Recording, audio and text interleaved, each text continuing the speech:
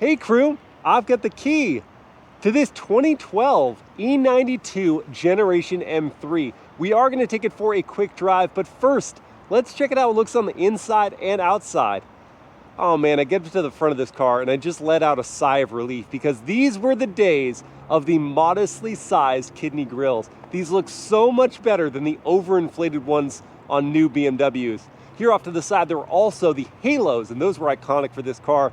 And Bill, the owner of this car, actually upgraded those to some BayOptiks. They look awesome. Those surround some HID headlights, and above we've got this carbon fiber eyebrow. Underneath there are functional corner vents and functional front air dam. We've got the factory optioned carbon fiber front splitter here. And it's hard to see in this lighting, but the E92 M3 had this awesome power domed hood. It looks great here, and there are functional hood vents as well, and those are surrounded in carbon fiber. At the side, there are gloss black 19-inch wheels wrapped up in Michelin Pilot Super Sport tires, size 245 section front and 265 at the back. These mirror caps here are in carbon fiber, and the hood is also in carbon fiber. Stepping back to look at the profile, just a flawless silhouette. And now maybe you can see a little more of that power domed hood. And even though this car isn't lowered at all, it just sits so nicely on those wheels. I do want to thank the owner of this vehicle, Bill Lauber, for letting me drive it. And this car right now is up on Cars and Bids for sale. It's in incredible condition, has some very tasteful modifications, and it only has 12,000 miles on the odometer. Now here at the back of the car, Bill also upgraded the taillights to BayOptiks. They're LEDs with LED turn signals. There's this extended carbon fiber lip spoiler, and down low we've got a carbon fiber diffuser with an upgraded Borla quad exhaust system. This car is just stunning, and it's so funny because I didn't love fire orange on the new M3 when they brought back this color, but it so perfectly suits the shape of the E92 Generation M3. I'm just filled with nostalgia right now, and that leads to my question for you guys. Which would you rather drive around in? This E92 M3 or a new BMW M4? Let me know in the comments, and let's check out the interior. Opening up and looking inside at this black leather interior. Now, by modern standards, these may not look like crazy aggressive sport buckets, but they do still have good bolstering here. They also have power adjustments. You've got a thigh extender. We also have lumbar and 2 positions of memory. To get behind them into the second row, I pull on this tab, and the seat will just angle forward, not power slide. You can use these controls to make it go forward or backward, but this is actually a good access point with my own seating position at 6 feet tall. Easy to climb back here. I'll bring the seat back, and my knees have clearance here. There's at least an inch of room there. The head, not so much. It's pressed against the roof, not uncomfortably though, so I can't make it back to that headrest unless I scooch forward a little bit, but I have some knee room to do so. So a 6-footer like myself could sit behind another 6-footer in the front. As far as accommodations, I've got an armrest, I've got some storage here, I have an ashtray, I've got air vents, very important, and then a little more storage here. There is an armrest that comes down, but this is kind of funny because it just flops down, and that is a little low for my arm to rest comfortably in. But you know what? You've got some stuff going on back here, and there's a good amount of space. Before I hop into the front seats, I'll look here at the driver door, and we see all this beautiful gloss carbon fiber, but that is not factory. That Bill actually added, and I think it really makes the cabin look sportier. We have 2 one-touch down but not up windows, power adjusting, not power folding door mirrors. We'll slide on in and close up that door. Oh, the thud, such a quality sound. And before I just overheat here, I am gonna start on the M3. Listen to that lovely Borla exhaust, and I have my seatbelt offered to me, though I don't need it right now. Thank you so much, BMW. So looking at the steering wheel, this I believe is off the M3 competition, though this is a non-M comp car. It has a flat bottom, it's got this lovely Alcantara suede wrapping. It feels fantastic in the hands. Little baby blue center marker there. Beyond that wheel, we've got these aluminum paddles, nice and large, and beyond those, we've got 2 gauges, the speedo off to the left, the tach off to the right. No head-up display. This is injection molded up here, more of that lovely gloss carbon fiber. And here is what I think to be is an 8-inch screen. It's not a touchscreen, of course. That's 2012 tech. You do have this iDrive controller down here, and you know what? This works great. I still think I prefer this over modern touchscreens. And then below that, we've got physical controls. Your unlock there. You've got your 2 zones of climate control. Underneath that, media controls, a volume knob, a CD player, 2012 audio system, gloss carbon fiber on the center console. You've got your DCT controller, some adjustments for that, manual, mechanical handbrake, and then inside under the leather top console, we've got a good bit of storage for this size of vehicle with a deep cubby there, USB-A ports, and Bill also added a CarPlay system, though I think it's having some gremlins right now, so he's gonna fix that before it goes to sale. You've got a cup holder here for the driver and one for the passenger as well. Looking at the visibility inside this cabin, amazing, you know, not as much crash safety as modern cars, and so therefore pillars not too thick. This is great to see out of. I am really excited. Let's take this M3 for a drive.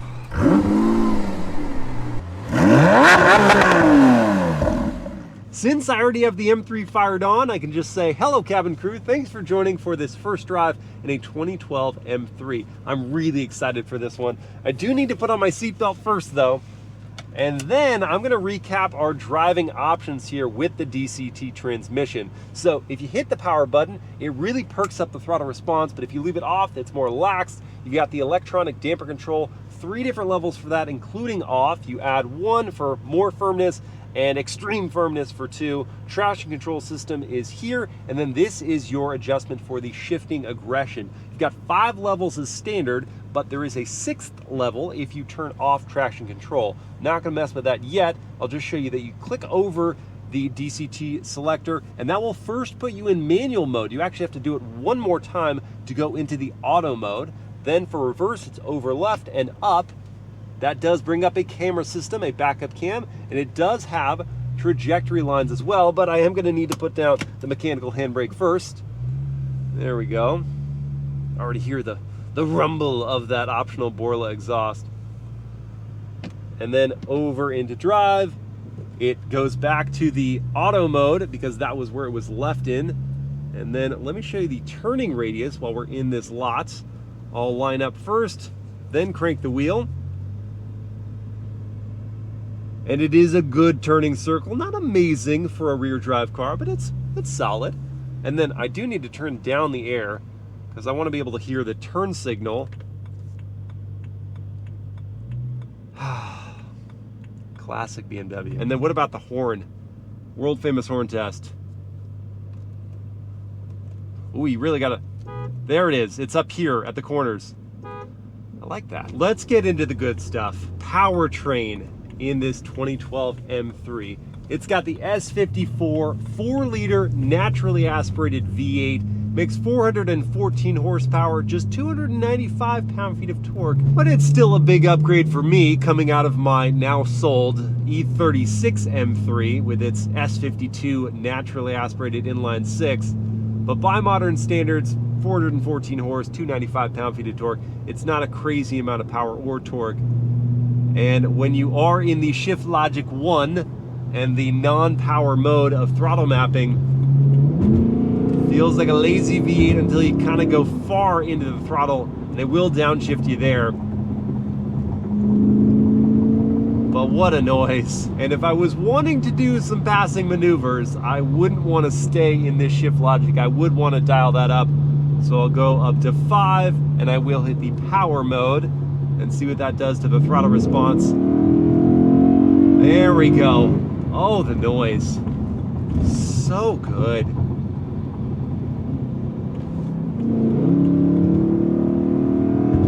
And as I get up to these highway speeds, if I lay off the throttle for a second and just listen to the cabin volume, it's pretty well insulated in here. Better so than the $60,000 X1 that I drove up here in. You just have the drone of that V8, which is not a bad noise. I'd rather raise my voice over that to talk to my passengers than just have loud outside noise. But what I don't have compared to new BMWs is a lot of driving assistance features. No blind spot monitoring, you gotta use your eyeballs for that. Thankfully the visibility is great. And no adaptive cruise control or lane keep assist. You do have regular cruise control over here, but you mostly just need to pay attention. And that's That's okay when driving something like this. And as I'm coasting along here, I gotta remark that these seats are crazy comfortable, just super well padded, ergonomic. I feel great in them. Like I could go on a long distance journey or sit in a long highway commute and still feel fresh when I get to my destination. And if you don't have a CarPlay system like Bill does that's on the fritz right now, as I mentioned, then you can stick your phone up here on the shelf and it's large enough to accommodate pretty much any device, and you've got your built-in navigation. I can't help smiling to myself here, sitting in this cabin thinking, you know, luxury car interiors of the 2010s were just peak for me, because you didn't have all the unnecessary distraction of everything you wanted to do being baked into the touchscreen, and you didn't have the overstimulation of a number of screens. You just had your infotainment, and you could change things that you absolutely want to in that. But if you're driving and you want the temperature to be lowered, you turn a dial. You want the fan speed up, you press a button. You want the volume up, you turn a knob. It all makes sense, so I don't take my eyes off the road to relearn how to do anything in this car. I'm just driving it, and I'm changing things as I need to. Now, yes, I don't have a wireless charging pad, and I don't have the wireless CarPlay and some of those things which are nice in new vehicles, but I have pretty much everything convenience-wise that I otherwise need. Speaking of differences between this M car and some more modern ones that have torque converter automatics, this DCT is like an automated manual. You feel those gear changes, you experience some clutch slip, and you can encounter that in some cars, some Porsches with their dual clutches. But for everything else, it just feels unusual, something easy to get used to, just different. Now I've got to see what this DCT is like in a more aggressive setting. So like modern M cars, this M3 does have an M mode that is customizable, and I've set it up to be on the aggressive side, putting us in manual mode first and foremost. I'm going to use the paddles here on the wheel. Satisfying click to operating those. Oh, and the downshift. Now we're going to stretch its legs. Oh, the engine note. The S54 on song is a beautiful thing.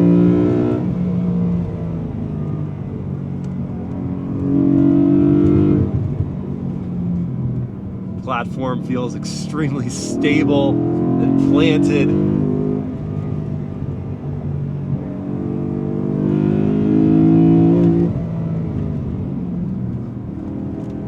Bill, the owner, did upgrade the braking system for this M3 as well.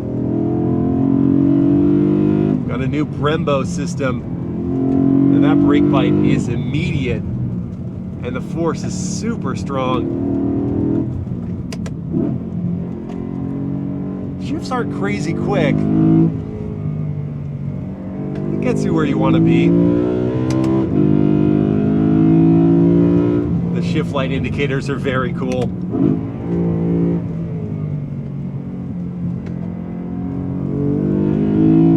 Tons of steering feel.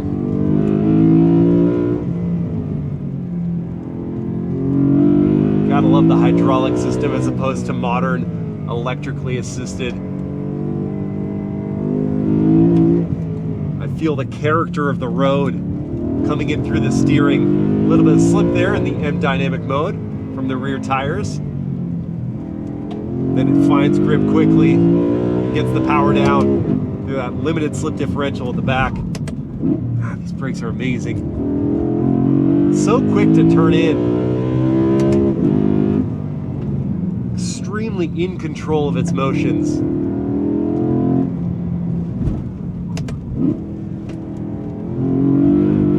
Now this is a really interesting, this tire section, we have 245 front, 265 rear, not crazy wide by modern standards. And so the grip limits are found a little more quickly than in a new M4, for example. If you can stay high in that rev range,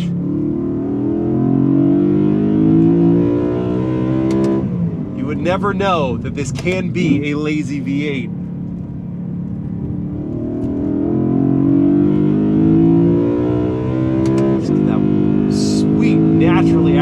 power delivery. It'll get you moving in a straight line, that's for sure. I just can't get over the sound of this motor.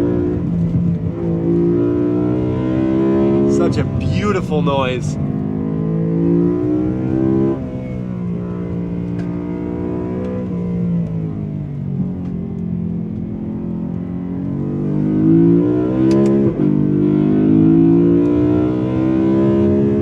At a little over 3,500 pounds, this M3 also still feels very light on its toes, despite the extra weight of a V8 over the nose instead of a 6-cylinder.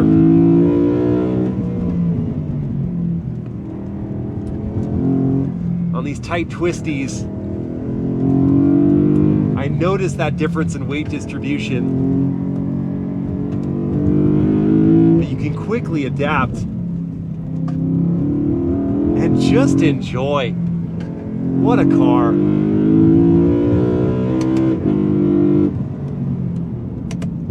You know, this engine sounds a lot like a new LC500, also a naturally aspirated V8, but a 5-liter.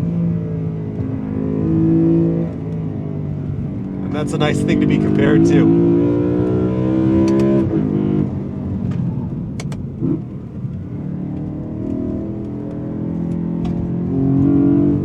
I'm very grateful that Bill upgraded this brake system. It gives me a ton of confidence to push this car so much harder,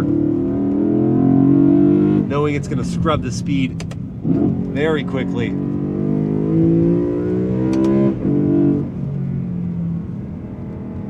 How good is this road? This road is the right environment for a car such as this. I'm so bonding with this machine now. I kind of want it. No, don't do it, Miles. Don't do it. You've got the Demon. It's a very different experience.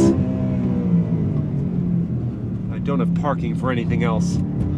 Or budget. No part of this feels old. No part of this feels tired or outdated. The gearbox, okay. It's not the quickest shifts in the world. But especially when you're on a road like this and you can kind of stay in the same gear most of the time,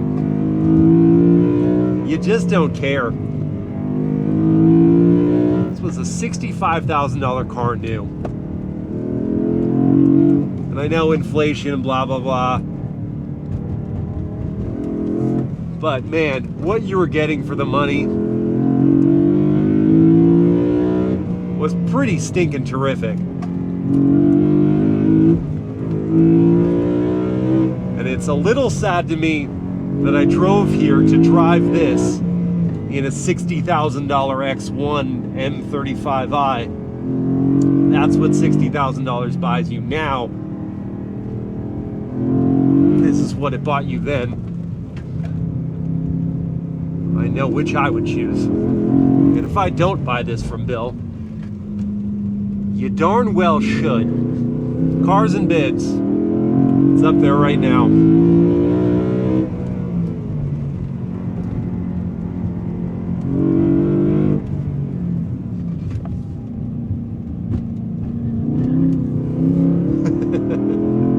Slip sliding in the wedding, gotta slip sliding.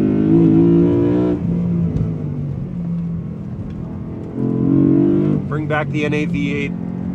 Please, BMW. Put it in a small car like this. All we have right now, in terms of modern vehicles doing the same, is the Lexus IS 500. Not a bad vehicle, but it ain't this, that's for sure.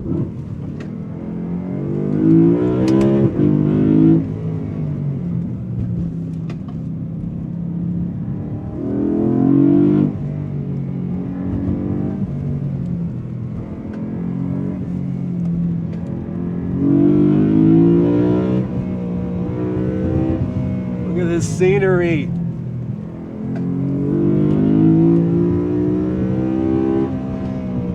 Listen to that. S54 wail away. Oh, yes.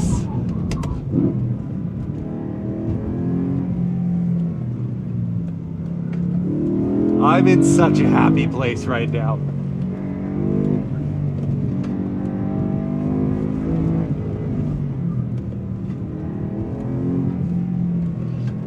I can't contain my smile, I just can't.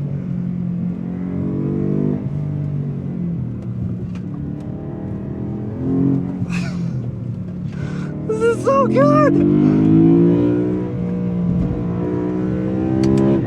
As I'm really starting to connect with this car more, it just gets better and better and better.